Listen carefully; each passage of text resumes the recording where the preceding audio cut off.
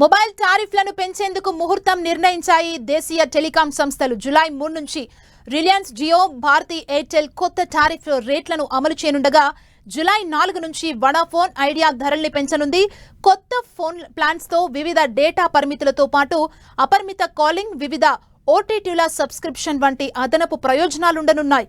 జియో తన premium plan పై అత్యధికంగా 12 నుంచి 25% టారిఫ్ ని పెంచింది.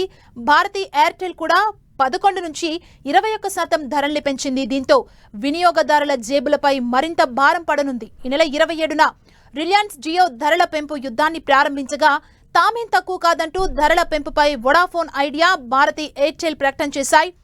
ఇన్పుట్ కాస్ట్ భారీగా పెరగడంతో టారిఫ్ల పెంపు తప్పడం లేదని టెలికాం ఆపరేటర్స్ ప్రకటించారు. కస్టమర్లకు సరళమైన, సమగ్రమైన ప్లాన్ ని అందించేందుకు తామెప్పుడు సిద్ధంగా ఉంటామని ధరల పెంపు సందర్భంగా వడాఫోన్ ఐడియా తెలిపింది.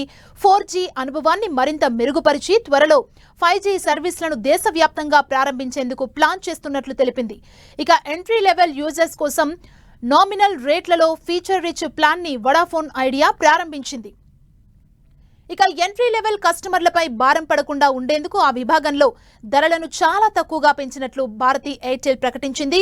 భారత్లో టెలికాం ఆపరేటర్లు స్ట్రాంగ్ గా ఉండాలంటే mobile average revenue for user ARPU 300 రూపాయల కంటే ఎక్కువగా ఉండాలని, అయితే తమ రెవెన్యూ మాత్రం 209 మాత్రమేనని తెలిపింది. దీంతో గత్యంతరం లేని పరిస్థితుల్లో మాత్రమే వినియోగదారులపై భారం మోపాల్సి వస్తుందని తెలిపింది.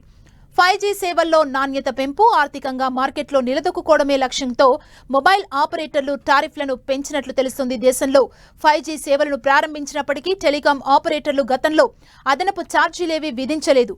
ఇప్పుడు పెంచిన రేట్లతో ఆయా ఛార్జీలను కూడా వినియోగదారుల నుంచి వసూలు చేస్తున్నట్లయింది.